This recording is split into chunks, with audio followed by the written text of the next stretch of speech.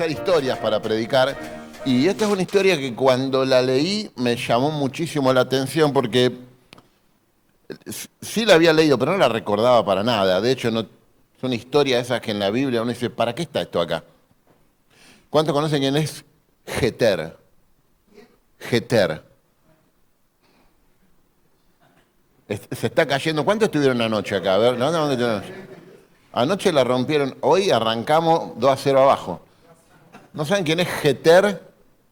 No, la verdad que no sabe nadie quién es Jeter, pero está acá, está en la Biblia.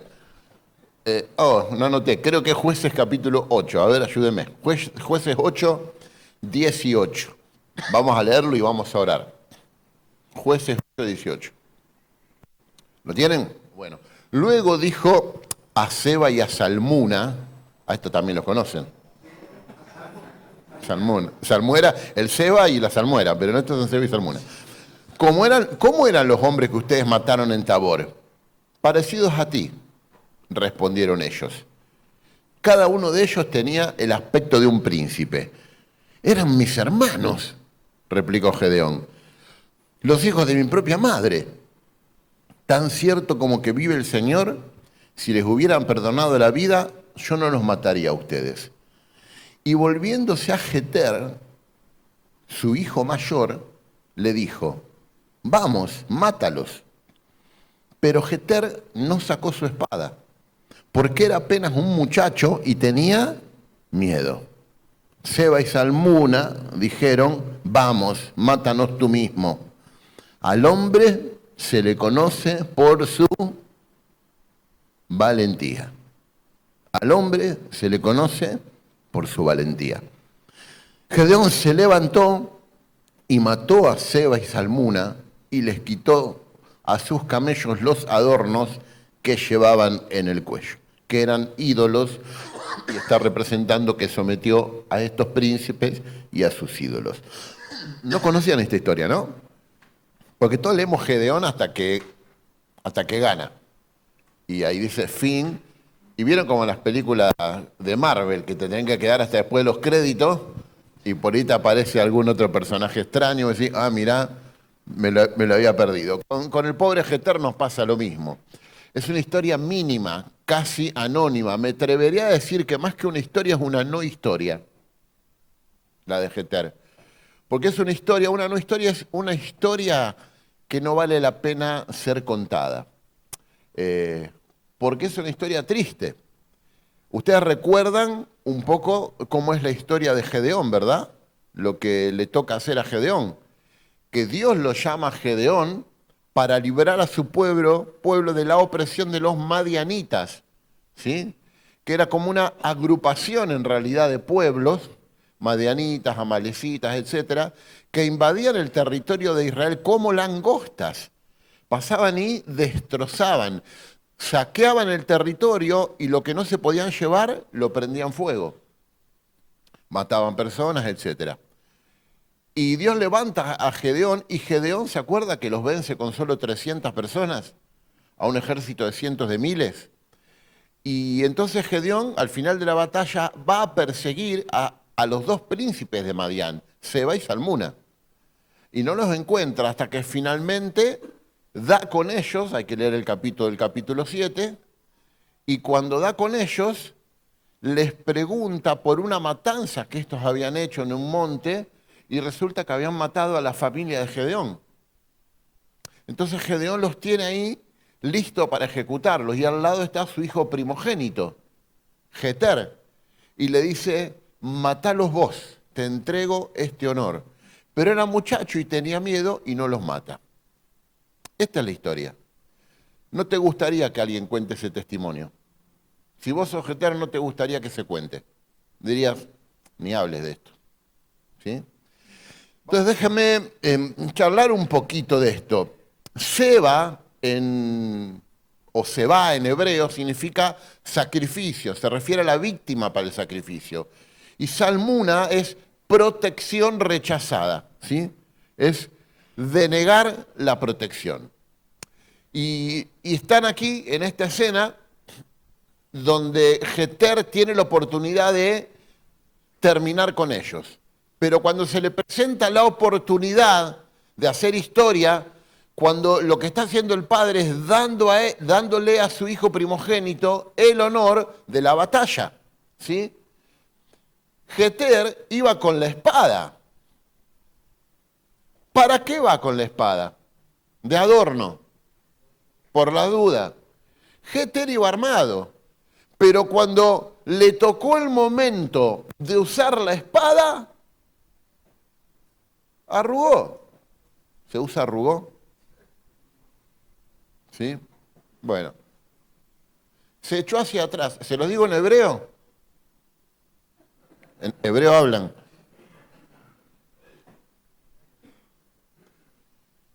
Lo superó el momento. Fue más grande que él. Entonces vemos aquí a un hombre que expresa dos cosas que atentan contra nuestra masculinidad. Y vamos a hablar un poco de eso en esta primera parte, ¿no? Después la segunda parte creo que va a ser un desafío. Pero Jeter representa la inmadurez, alguien que por ser inmaduro no está a la altura. Pero entonces, ¿por qué lleva la espada?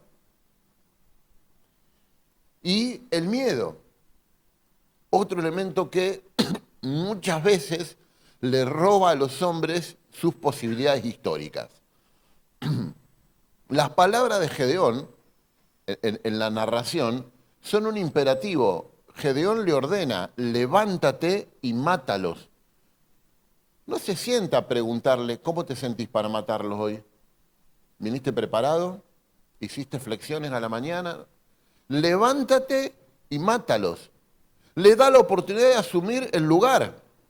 A Jeter, como primogénito de Gedeón, realizar esta acción le iba a dar la misma categoría que su padre. El padre quería que ejecutara en ese momento no solo la venganza de sus tíos, sino asumir un lugar que lo pondría a la misma altura de Gedeón. Y esta es una tarea de todos los padres, que en algún momento los hijos asuman, quizá no el mismo rol, pero la misma madurez, la misma categoría de hombre. Porque nosotros creemos que lo contrario, mire, vamos a hacer un pequeño jueguito de los opuestos, a ver cómo están de sabiduría. Cuando mis hijos eran chicos, nosotros teníamos un librito, tenía dinosaurios, que era el librito de los opuestos. Entonces un dinosaurio, había una caja y un dinosaurio, estaba adentro y lo opuesto era, vamos, afuera. Frío y lo opuesto, uno iba rápido en moto y el otro iba bien. ¿No? Estoy sorprendido. Le levanté la autoestima con esto. De los opuestos, ¿por qué se lo dan a los niños eso? Porque los niños no tienen un pensamiento abstracto todavía, no es tibio. Frío o caliente, tibio es caliente. Y si no está frío. Y tienen un lenguaje muy polarizado, un pensamiento muy es blanco o es negro, ¿no? Entonces, así, si digo blanco, lo opuesto, decimos negro. Si digo hombre, lo opuesto es, ¿cómo dijeron? Bueno, pero tenemos que sacarnos. Lo opuesto a un hombre no es una mujer, es un niño. Lo opuesto a ser un hombre es ser un niño. Lo opuesto a la hombría es la inmadurez, no la feminidad. ¿Cuán parecidos somos los hombres a las mujeres? Mira, hay un estudio de un antropólogo, Julián Marías, lo publicó en la Universidad Austral hace algunos años, muy interesante. Y él hablaba de esto, de las diferencias, porque ustedes saben que hay una ideología en nuestra cultura, que se llama ideología de género, que lo que procura es licuar las diferencias entre masculino y femenino. No es que se propone defender a la mujer o darle un mejor rol o alguna reconciliación histórica. Lo que se propone es romper la mirada binaria de masculino y femenino para que no existan categorías de identidad sexual. No que no haya dos y que haya 3 o 4 o 5, sino que literalmente no existan categorías de identidad sexual. Bueno, este hombre que es un antropólogo hace un estudio desde lo biológico y antropológico acerca de lo masculino y femenino, y él elabora en su teoría un porcentaje. ¿Cuán parecidos somos los hombres a las mujeres? ¿Sí? Y dice, la diferencia, lo que nos diferencia a los hombres de las mujeres en porcentaje es, ¿cuánto creen que es la diferencia? ¿Cuán diferente es el hombre de la mujer en porcentaje?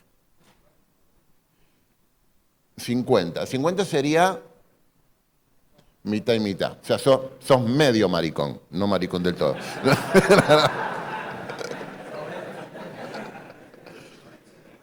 Pero 50, ¿sí? No desbarranquen, les pido por favor. 50 podría ser que seamos 50% diferentes de las mujeres. ¿En qué más? ¿O quién aventura otro porcentaje? 70% diferente. ¿Sí? 100% diferente podría ser otra opción. ¿Cuán diferentes somos? Bueno, ¿saben lo que da el estudio? ¿Cuál es la diferencia entre hombre y mujer? 3%. Ay, que somos bastante maricones todos. 3%. ¿Qué significa eso? Que somos muy similares, que hay diferencias fisiológicas evidentes, hay diferencias a nivel del cerebro evidentes, hay diferencias, hay varias diferencias, pero es apenas un 3%. Ahora, lo interesante del estudio que hizo este antropólogo es que ese 3% de diferencia se encuentra en cada una de las células del cuerpo. O sea, somos completamente diferentes y completamente iguales. Es lo que dice la palabra cuando dice que Dios creó al hombre. A imagen de Dios lo creó, varón y mujer, ambos a imagen de Dios. Dios, que es espíritu, y no le corresponden categorías biológicas porque es espíritu, crea la carne y la sangre a su imagen. Y algo en la totalidad del ser. La imagen de Dios no es como uno se piensa algo adentro de nuestro se debe parecer a Dios. No. La imago Dei, que es la palabra en latín para esto, se da en todo el ser, en ambos sexos. Hay una imago Dei en versión masculina y hay una imago Dei en versión femenina. Y es muchísimo entender así, porque cuando uno llega al capítulo 2 que dice, dejará el hombre a su padre y a su madre, se unirá a su mujer y serán, la palabra en hebreo ahí es ejad, que es la misma que aparece en la Shemá, Deuteronomio 6. Oye Israel, el Señor tu Dios, el Señor es uno. ¡Wow! La imago Dei masculina y la imago Dei femenina en una unión matrimonial, por eso la relación sexual está reservada para el matrimonio, porque una unión sexual es siempre una selladura de pacto. Uno no puede andar teniendo sexo con cualquiera pensando que no se mete en pactos raros. Por eso Dios lo reserva para eso, porque lo que ocurre ahí es enorme, es ejad. ¿Me entienden esto? Pablo lo va a llamar en Efesios 5 el misterio. Un misterio impresionante. Lo que podemos ver como en sombras y que cuando venga el Señor entenderemos por completo. Pero somos completamente iguales y completamente diferentes. Y tenemos que comprenderlo para poder afirmar nuestra identidad y dejar la actitud infantil de competir con las mujeres. Es una actitud al ojeter, inmaduro. No se compite con las mujeres. No son nuestra competencia. La cultura empuja eso. Y ha hecho que muchos hombres se devalúen, porque están perdiendo por nocaut. ¿Sí? Bueno, ¿se entendió esta parte? Habiendo dicho esto, vuelvo a la historia y a lo que vamos a ir viendo en esta tarde. Jeter representa a un hombre que es inmaduro y que tiene miedo, pero que está armado. Eso es peligroso. Es peligroso cuando un hombre que maduró biológicamente pero no maduró emocional, afectiva y espiritualmente, agarra un arma. Acá se usa el dicho muy argentino, peligroso como mono con navaja.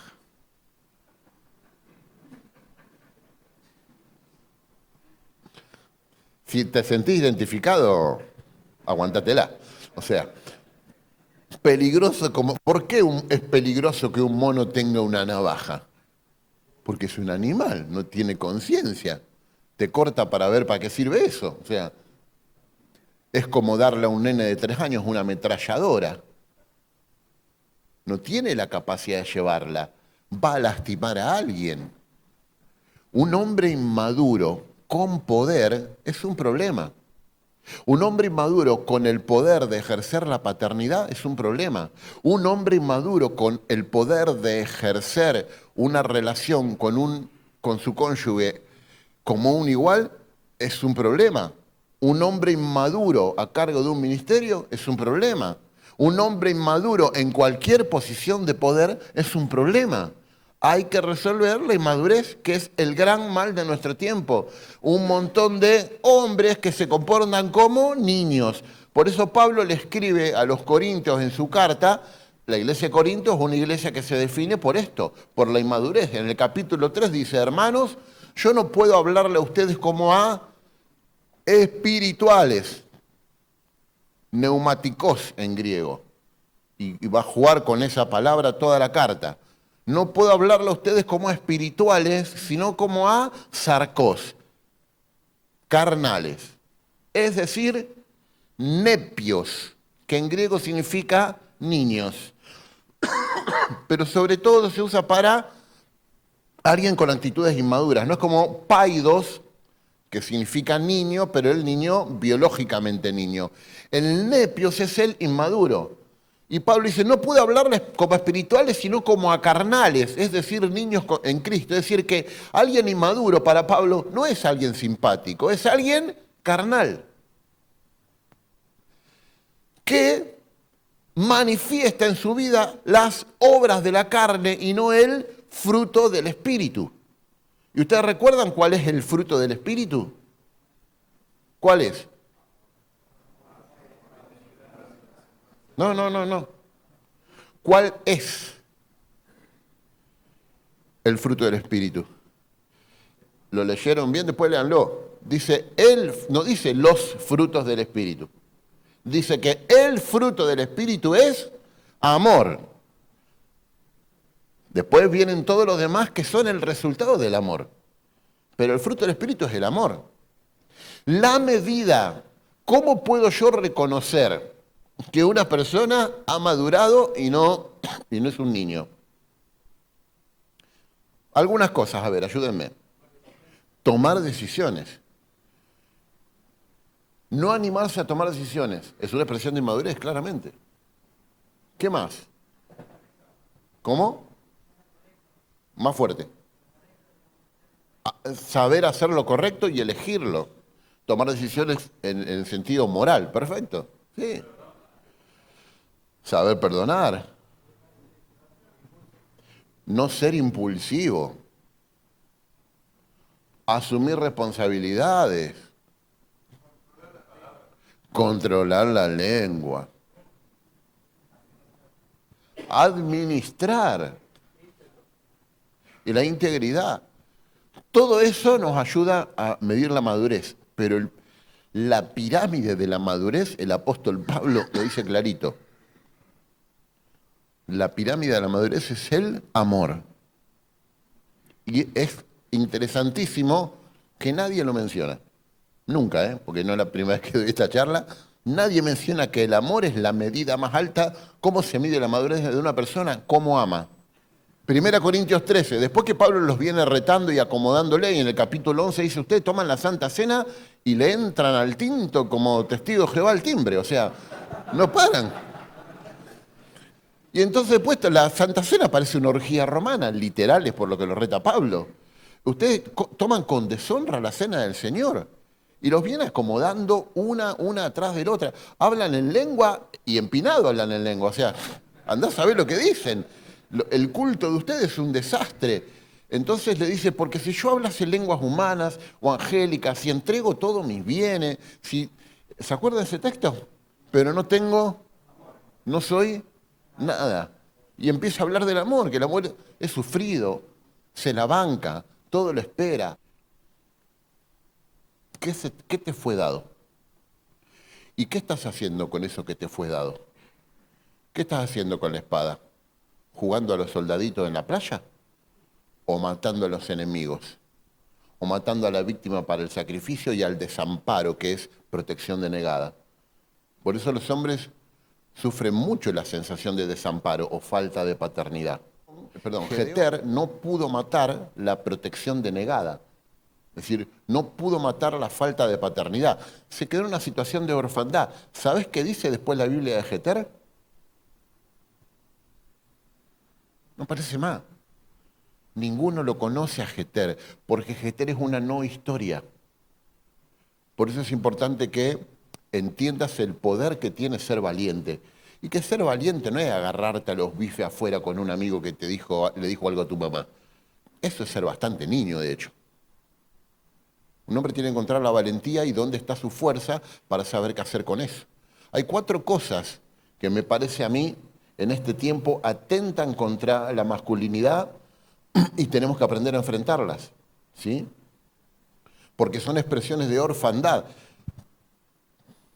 No sé de dónde te tocó crecer, no lo sé. Hace un poco más de 30 años estoy en el ministerio pastoral. Y antes de estar en el ministerio pastoral ya asistía a personas. Así que escuché muchas historias, algunas que son casi de ficción. Trabajé en lugares complejos, muy difíciles en cuanto a este tipo de temas. Y he visto hombres crecer cuando sus padres no estaban, como decíamos ayer, ausentes, completamente ausentes. Padres maltratadores, situaciones de abuso. Y lo difícil que a muchos hombres le costó construir su identidad cargando con esa historia. Pero también vi muchas personas cuyos papás son casi héroes y crecieron a la sombra de un papá héroe y siempre se compararon y nunca pudieron construir su propia identidad. Yo me imagino a Jeter temblando con la espada en la mano, pensando, yo tengo que hacer lo que hizo mi papá, pero no sintió la misma valentía y lo terminó haciendo el padre por él. Eso destroza a cualquier persona. La sensación con la que uno queda es, yo nunca voy a ser como mi papá. Y un papá es el modelo de la edad adulta. Nosotros le modelamos adultez a nuestros hijos. Y si le modelamos una adultez tóxica, nunca quieren ir ahí. Entonces tienen 30 años y no quieren ir ahí. ¿A dónde? A la madurez. Prefieren tener 30 años, no construir relaciones, no formar familia, ni loco tener hijos. A mí dame un sueldo más o menos estable y déjame pasar la vida cómodo. Eso es tan diabólico. Eso es tan diabólico. En algún momento, sea que tu papá fue un monstruo, o sea que tu papá fue un genio, vos tenés que construir tu propia identidad y abrazar la paternidad del único padre cuyo amor es perfecto y lo sana todo. En un momento lo tenés que hacer. El primer mal es la apatía. La apatía en términos de incapacidad de sentir empatía. ¿Sí? El patos es la palabra en griego para hacerse pasión. Y la pasión a veces puede ser una pasión desordenada, dice la Biblia, o sea, deseos impulsados por el pecado. Desear cosas que no están bien. Hoy vamos a hablar bastante del deseo y que hay que aprender a controlarlo, porque en nuestro ideal, alguien libre es alguien que hace lo que quiere. Pero alguien que hace lo que quiere es el más esclavo de todos. Porque vos no siempre querés cosas que son buenas. Y muchas veces te encontrás luchando con cosas que querés hacer, pero sabés que no está bueno hacerlas, sabés que si las haces te van a arruinar la vida, pero como no creciste, no sabés ensillar el deseo, ponerle el cabestro y llevarlo para donde vos querés. La apatía es la incapacidad de entender la necesidad del otro. Hay una palabra que medio se puso de moda ahora. ¿Alguien escuchó alguna vez hablar de la alexitimia? Es la incapacidad de expresar esta pasión. Episimia es la palabra griega que se traduce como lujuria o pasión desordenada, porque lujuria lo conectamos con lo sexual. Y no es sexual, incluye lo sexual. Pero la lujuria es el deseo de cualquier cosa que no es Dios. A veces querés cosas que pueden ser nobles o pueden ser socialmente aceptables, pero no por eso son buenas. Ya vamos a ver algo de eso. Pero la alexitimia es del lexo, de léxico, de expresar, no puede expresar su pasión. Atendemos a matrimonios donde mayormente el que tiene ese problema es el varón. Y la mujer quejándose nunca me puede decir que me quiere. O sea, que no es solo entre hombres la incapacidad de expresar afecto. Es de hombre con sus mujeres, que decir te quiero les hace sentir vergüenza. Vergüenza. ¿Te imaginas cómo se puede sentir una mujer cuando el hombre que se casó con ella siente vergüenza de decirle te quiero? Y tiene que construir en su mente la idea de me debe querer pero no sabe decirlo. ¿Cuán creíble es eso? ¿Cuánto dura que te otorguen confianza en esas condiciones? ¿Cómo no vas a poder decir te quiero? ¿Cómo no vas a poder usar un lenguaje, sabes que no suena femenino, no suena? Y otra vez, la pelea equivocada.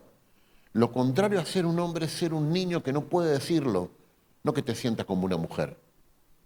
Es ser un niño que no puede decir te quiero. La incapacidad de ponerse en el lugar del otro. Una historia que me encantó, porque no voy a decir quiénes, porque son muy queridos para mí, pero se ponen de novio. Ahora ya son un matrimonio muy feliz.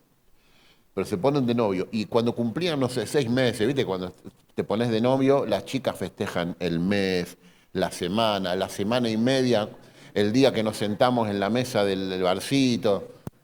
Siempre es un festejo. Entonces, en estos 6 meses, mi amor, y le escribió, en un posteo en Instagram, le escribió, y el campeón del mundo, ¿sabes qué contestó? Gracias. No sabés. No sabés cuando los atendí, no sabés. Fuego, entraba fuego por la puerta. No podés. No podés. ¿Desde dónde? Y desde la inmadurez. Desde la incapacidad de... No sabemos conectar con el amor. No sabemos conectar con ese lenguaje. Y de ahí la apatía. Un mal que nos convierte en niños y no te deja ser un hombre. Lo segundo, lo voy a decir juntos y te quiero leer algo. Aparte de la apatía, la pasividad.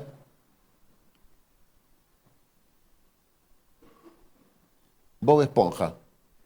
No, Patricio, que es peor que Bob Esponja. ¿Ven Bob Esponja? Ustedes lo veían, no lo dan más, ¿no? Bueno, pero así. Hombres que incapacidad de reaccionar. Mirá lo que trajo tu hijo del colegio. Tuve que hablar con la maestra por esto.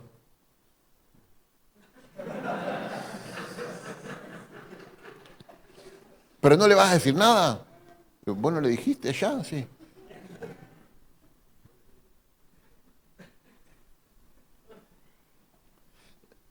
Incapacidad de reaccionar. Qué interesante la historia de Jacob. ¿Leyeron alguna vez la historia de Jacob? Antonio, ¿hasta qué hora más o menos cortamos? Anda 8 menos cuarto. ¿A las 8? No, no hay medida. Pero a las 8 estaría bien, 15 minutos más. 8 y cuarto, ok. ¿Están de acuerdo ustedes? Sí. Bien. Si no, igual íbamos a acordar 8 y cuarto, pero es bueno saber que están de acuerdo. Jacob dice que, ¿se acuerdan? Creció y le agarró el taloncito al hermano porque le quería chorear la primogenitura de entrada el mocoso. No sabía pensar y ya lo quería chorear al hermano. Así que le ponen Jacob, que en hebreo significa el que agarra o el que manipula. Y, y nace Esaú y dice que Esaú era colorado y peludo y le gustaba salir a cazar. Jacob era lampiño, ¿sí? Y le gustaba quedarse en la casa. Y escuchen esto, el papá amaba más a Esaú y la mamá quería más a Jacob. Por eso cuando leemos historias que Jacob no cazó nada y viene con hambre y él está con el guiso de lentejas y le vende la primogenitura, ¿se acuerdan que Esaú le cambia la primogenitura por un guiso? Uno dice, este quería la primogenitura por la guita. No, ¿sabes qué quería? El amor del padre. Que nunca lo tuvo. Porque ¿a quién quiere Isaac? A Esaú. Nunca lo quiso él. Esa historia y toda la historia de Jacob hay que decodificarla con esta historia familiar. Es alguien a quien se le negó la bendición paterna. Por eso, la bendición Jacob, ¿qué hace? Igual que la primogenitura. Jacob va disfrazado de Esaú a que el papá lo bendiga. Ese es un hombre diciendo, no está bueno ser yo debería ser como mi hermano. ¿Sabes cuánto duele eso? Yo debería ser como mi hermano. Entonces mi papá me querría. Disfrazado me quiere, pero a mí no. El problema es que no puedes vivir disfrazado. A la noche, cuando apoyás la cama en la almohada, Jacob la va a apoyar en una piedra esa noche. Vos sos vos y papá no te quiere. Duro. Así que Jacob, ¿sabés qué aprende Jacob?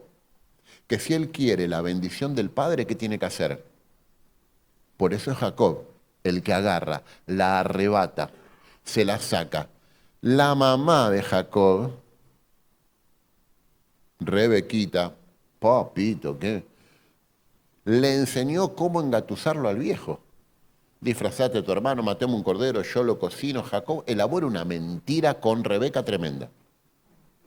Cuando llega Esaú y ve lo que hicieron, dice el papá, ya casé, ¿cómo que ya casaste? Si acabo de comer, ¿cómo hizo? Le dice a Esaú, no le quiero hacer mala sangre a papá, pero cuando papá se muera, que falta poco, yo te voy a matar a vos. Y ahí Isaac reacciona. Rebeca reacciona.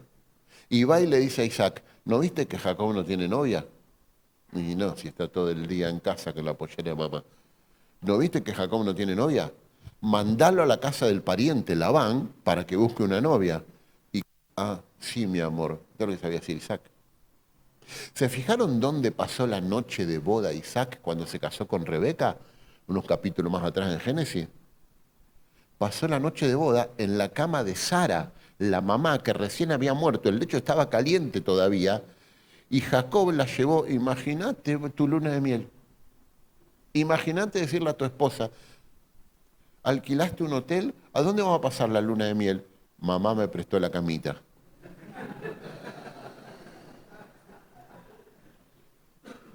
Ese es Isaac, que no sabía cómo amar a dos hijos. Y Jacob crece ahí, con un papá pasivo. Y un papá pasivo generan hijos que siempre están huyendo. Dice que llegó a cierto lugar y se acostó para pasar la noche. Y Dios me llamó la atención, cierto lugar. O sea, un no lugar. No tiene casa. Pero ese cierto lugar, Dios se le aparece, ¿se acuerdan? La escalera, ángeles que vienen y bajan. Le va a terminar llamando él casa de Dios, Betel. Porque cierto lugar se te puede volver casa si Dios se te manifiesta. Si Dios te aparece y se te revela que vos sí tenés un Padre que te cuida. Y Dios que le dice, no tengas miedo, donde sea que vaya, yo voy a ir con vos. Yo te protegeré, yo te bendeciré. Y no voy a parar hasta que cumpla todo lo que te he prometido. ¡Wow! Y después la historia de Jacob, sí, pero es un modelo de esta, Isaac es un modelo de pasividad como hombre. Entonces Jacob, con un papá pasivo, aprende que nadie te va a dar nada. Si vos querés algo, lo tenés que agarrar. Por eso nosotros tenemos frases tan nefastas, tan tóxicas como, a mí nadie me regaló nada, ¿eh? Inflase el pecho. Todo lo que tengo, con estas me lo gané, ¿eh? Con el sudor de mi frente. A mí nunca nadie vino y me puso y... estás sangrando resentimiento. O sea, estás diciendo, a mí nadie me vio, a mí nadie me bendijo, a mí nunca nadie. ¿Cómo que a vos nunca nadie te dio nada? Ese lenguaje es anti-hombría. Es el lenguaje del niño, quejándose porque papá no le da lo que quiere. Y crece lastimado y vive en la herida. Lo tercero, hombres complacientes y hombres débiles. ¿Me dejan leerles algo? Este es un autor muy interesante. Dice, deberías ser un monstruo. Yo les dije a los que estuvieron ayer, déjense provocar un poquito por el Señor. Dejen que el Señor provoque un poco, porque es una buena manera de abrir el corazón a los cambios. Todo el mundo dice, bueno, deberías ser inofensivo, virtuoso, no deberías hacer daño a nadie, deberías envainar tu instinto competitivo, no deberías intentar ganar, no quieres ser demasiado agresivo, no quieres ser demasiado asertivo. No, eso está mal. Deberías ser un monstruo absoluto. Y luego deberías aprender a controlarlo. Es mejor ser guerrero en un jardín que jardinero en una guerra. Deberías ser capaz de ser cruel. Si no eres capaz de ser cruel, eres absolutamente una víctima para cualquiera que lo sea. Parte de la razón por la que la gente ve antihéroes y villanos es porque hay una parte de ellos llorando por la incorporación del monstruo dentro de ellos, que es lo que les da fuerza de carácter y respeto a sí mismo. Es imposible respetarse uno mismo, no podés respetarte hasta que te crecen los dientes. Y si te crecen los dientes, te das cuenta que eres algo peligroso, tal vez algo gravemente peligroso.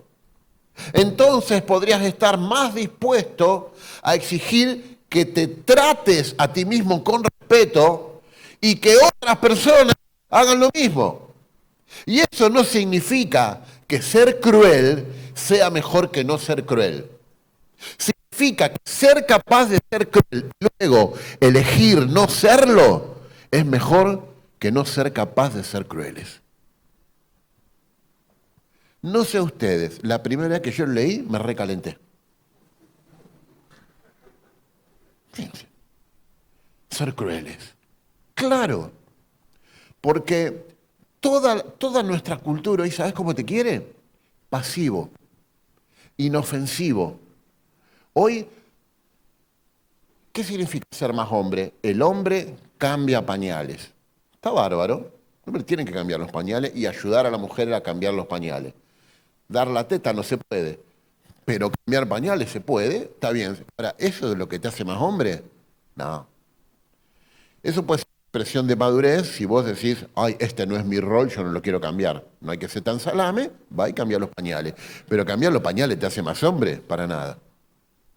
Lo que pasa es que si un hombre no toma contacto con el monstruo que está dentro, con su capacidad de agresividad, él usa la metáfora de ser cruel o monstruo, esa agresividad el niño no la sabe manejar y va a ser desastre.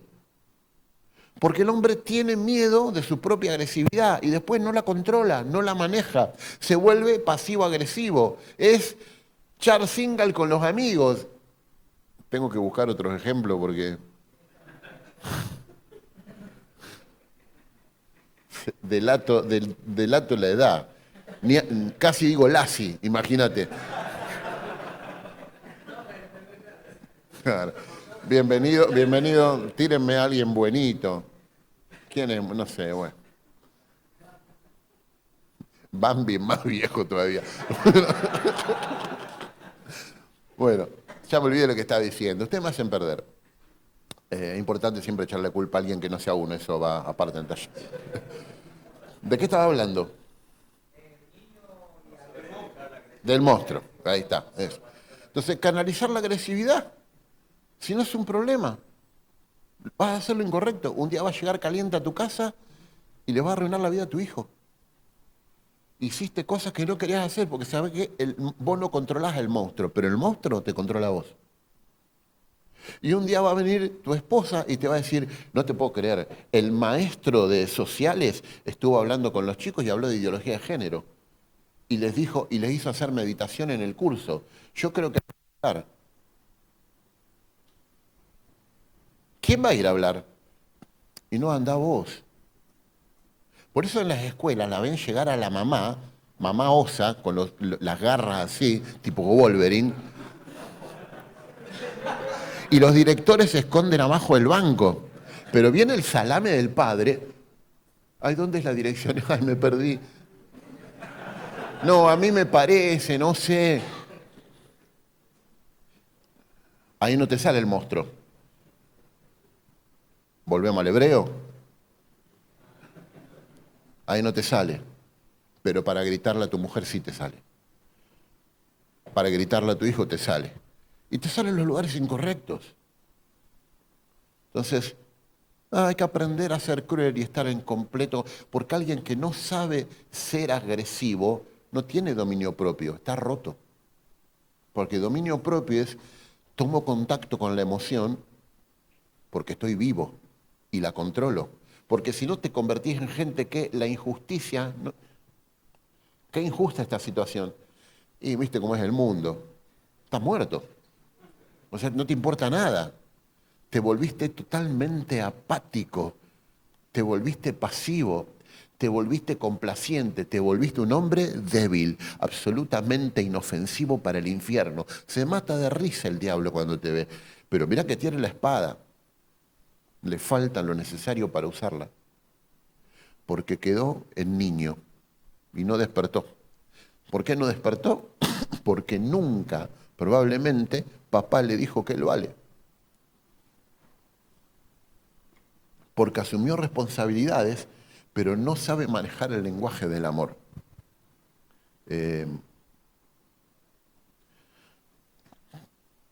¿Vos sabés qué es la gracia? La gracia es un qué, favor, regalo.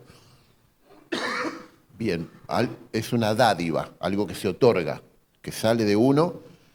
¿Cómo más dijeron? ¿Qué tipo de regalo es? No merecido. Porque alguien lo otorga, no está mirando mis méritos para otorgármelo. Pero hay algo que es un poquito más profundo en esta idea de la gracia. No sé si alguien puede acompañarnos acá con... ¿Cómo es tu nombre? Caleb. ¿Gerardo o Bernardo? Fernando, ninguno de los dos. Gracias, Fer. Gracias es amor inmerecido. Pero vamos a suponer que yo compro una camioneta, no sé, Mercedes-Benz, la última, la que le falta volar nomás. Toda la tecnología, todo. La compro, pago por 20 años las patentes y el seguro y te la doy. ¿Vos te lo mereces eso? No, o sea, no te lo haces por las dudas, porque veo carita como diciendo, no.